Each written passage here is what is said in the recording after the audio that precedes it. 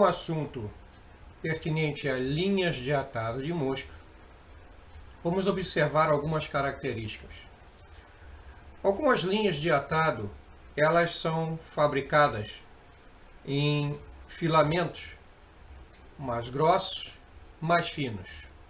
A função de serem mais grossos e mais finos é para aguentar uma tensão de ruptura maior ou menor, indicando, claro, uma linha mais fina aos anzóis menores e uma linha mais calibrosa aos anzóis maiores. Ok? Muito bem. Onde é que podemos perceber que a linha é uma linha não ovalizada e sim achatada? Ao tocar a mão numa linha muito fina é difícil perceber isso, mas numa linha de overlock, como este modelo aqui, que é uma linha de 18 tex, ok? Já se consegue perceber que ela não é uma linha ovalizada. Ou, neste caso aqui, uma linha bem mais bruta, também formada por filamentos, ok? Eu acho que vocês conseguem ver. Ela não é uma linha ovalizada, e sim uma linha achatada. A função da linha ser achatada é que você consegue sobrepor com pouca altura. E ela sendo ovalizada ou arredondada, ela consegue aumentar a sua área de cobertura. Então, uma linha achatada, você consegue agregar mais materiais sem fazer volume na haste do anzol.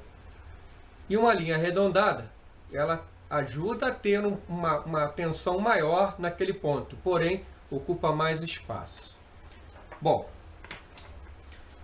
eu falei a vocês que eu utilizo outros padrões de linha e mostrei a vocês este padrão de linha de poliamida com 60 tex.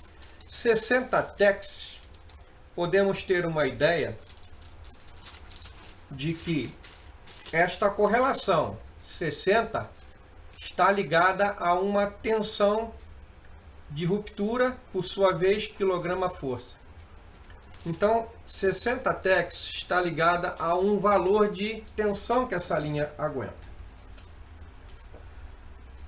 Por exemplo, um carretel de linha 10, linha que a gente usa para soltar pipa por alguns artesanatos, ele é da corrente, linha corrente, tá? E ele tem nas suas especificações, no seu carimbo aqui do carretel, 85 tex e um comprimento de 183 metros. É uma linha de algodão, ok? Essa linha, ela tem uma tensão de ruptura devido ao seu valor de tex. Vamos tentar entender. 85 tex seria 765 dNEs, ou 2,40 kg força. Essa linha teria uma força de resistência de 2,4 kg força para arrebentar, para se romper, ok? Este modelo de linha aqui, que é uma linha de polipropileno, ao qual eu tirei um dos seus filamentos e passei para cá, ela tem no seu rótulo 148 tex. Isso significa, para mim, que ela tem em dNE 1332 dNE. Isso em um cálculo de tensão de ruptura me joga a 2,75 kg força, sendo que esta linha é feita em 4 fios. 4 fios torcidos, são torcidos, ok?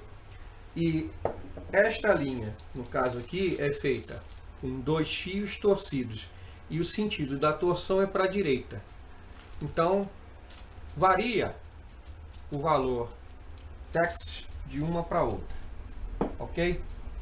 E como eu utilizo essas linhas aqui? Como é que eu consigo soltar e utilizar um filamento de linha? Porque usando duas, eu teria uma linha ovalizada, enrolada e faria muito volume. não é? E eu não precisaria dessa tensão toda de ruptura aqui. Ela ia ficar muito rombuda, muito grossa. Eu uso a seguinte técnica. Eu pego o carretel,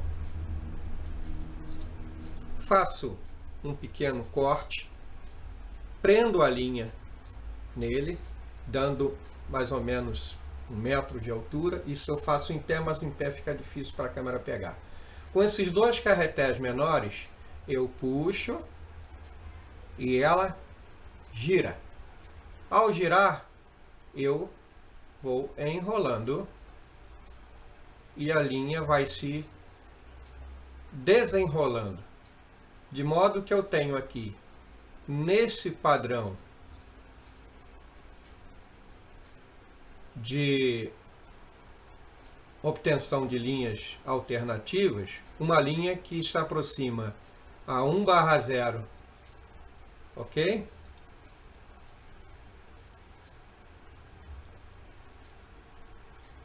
Olha aí, vocês podem observar que ela desenrola por completo.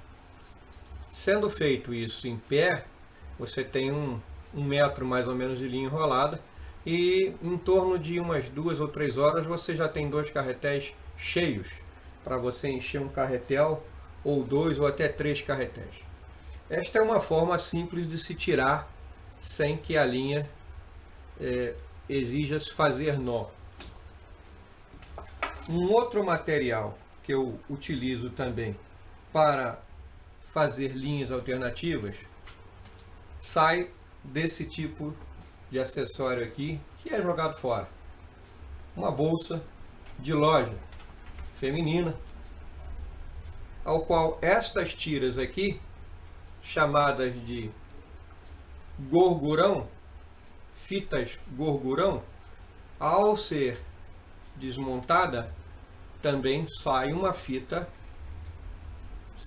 ao ser desmontada a linha dessa fita, sai também uma linha útil ao atado, sendo ela vendida em lojas e armarinhos ou obtidas através de bolsas que as pessoas até jogam fora. Possuem várias cores, como vocês podem ver, eu já passei, e mais ou menos pela sua textura, também é uma linha achatada, formada de filamentos, ok? E ela está aproximadamente para uma linha 6/0, ok?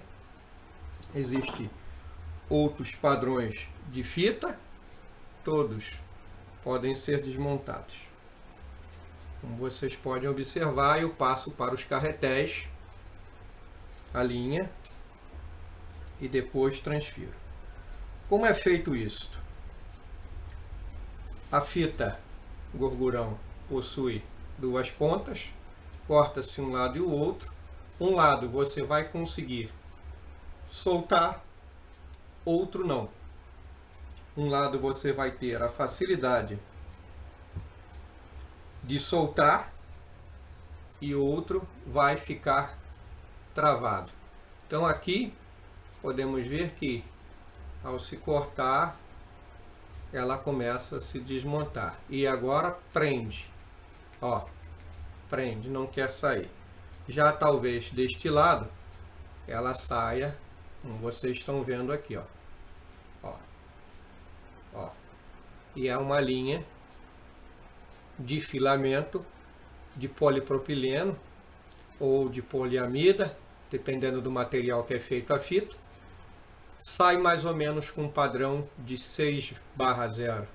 Uma linha que é alternativa, funciona bem e você pode até reciclar, ok? Este é um padrão de linha que eu também uso. Aí vocês me perguntam, e as linhas arames e outros materiais? Linhas ou arames que a gente precisa usar também atado, pode ser tirado de transformadores velhos, usados, existe de vários calibres. Isso também é fácil de se arrumar em loja de equipamento. eletrônico, as pessoas jogam fora. Uma outra forma também de você lastrear a mosca é com fio de solda. Fio de solda não é caro, barato, e se você não quiser ele arredondado e quiser achatado, basta amassar de leve com uma madeira, um marteletezinho ou com alicate, e você enrola. Ele faz, existe de vários calibres. Outra forma também de você usar o arame, um arame muito bom de se usar, fino, é tirado de fio coaxial de antena. Fios às vezes antigos, velhos, que você não usa mais, desmonta essa malha aqui, que seria o fio terra, desmembra o filamento e vocês conseguem enrolar em volta de haste de mosca para dar uma segurança maior ao seu atado. Outra forma também de se utilizar são esses headphones velhos, enguiçados, ao qual a parte interna possui estes tipos de material cobreado de várias cores, também úteis para você decorar uma mosca. E por final, quando também se precisa fazer alguma mosca que você tenha a necessidade de afundar, fios telefônicos que também são utilizados de várias cores, isso se encontra com facilidade na rua. Às vezes eles cortam, jogam no chão, a pessoa recolhe, tira o fio, desencapa, e essa parte aqui basta você envolver que você já cria um abdômen de ninfa. Ok? Creio que com isso a gente já desmistificou um pouco o assunto sobre linhas alternativas de mosca. Vou falar mais à frente um pouco como fazer os carretéis que eu utilizo no meu atado. Vamos agora falar sobre como fabricar carretéis de atado alternativo. Os carretéis que eu uso. Quando eu comecei a atar moscas, não tinham esses carretéis disponíveis aqui no Brasil. E naquela época a disponibilidade de material, como já falei anteriormente nos vídeos, era muito difícil.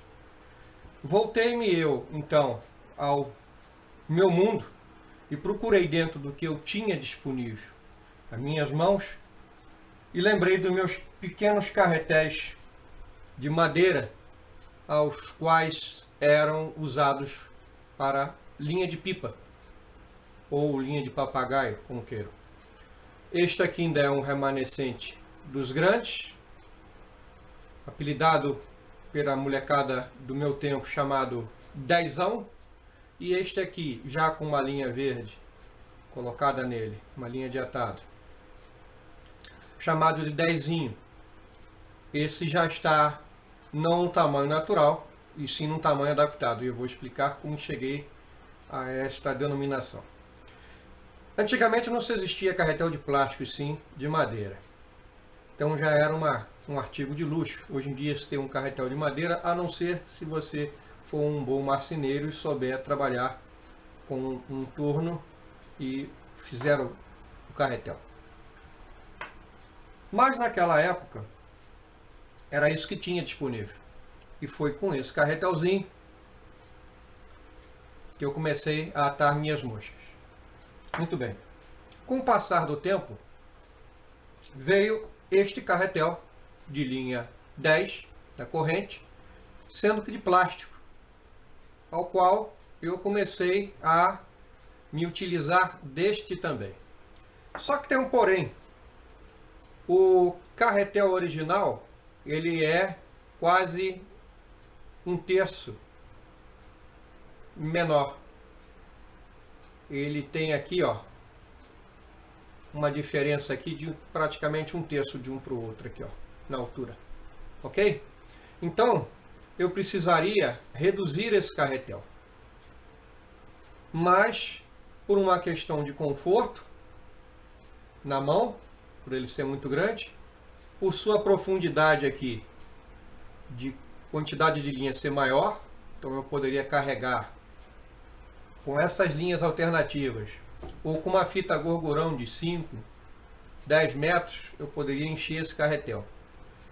Só que o problema é a bobina. A bobina, para você abraçar aqui, ela teria que ter uma perna muito larga, ia ficar muito larga na mão. Eu não gosto de bobina muito larga. Até poderia fabricar uma para encaixar num carretel desse tamanho. Então, qual foi a minha solução que eu adotei? Igualar o carretel no tamanho. Muito bem.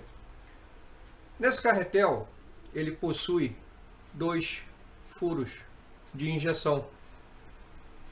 E esses 2 furos de injeção do plástico eu uso como medida de tamanho.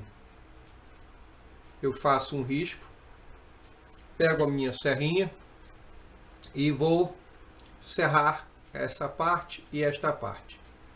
Esse segmento central aqui sai fora. Um pouco de cola de secagem rápida, cianoacrilato, bota entre as 2 partes e ele se mantém assim. Então, ele era desse tamanho, ficou 1/3 menor, igualando-se ao carretel, praticamente ao carretel de atado. Sendo que a quantidade de linha que vai caber aqui é quase 3 vezes o que cabe aqui. Ou posso dizer até que é mais do que 3 vezes. Esta foi a forma mais simples que eu adotei para os meus carretéis de linha.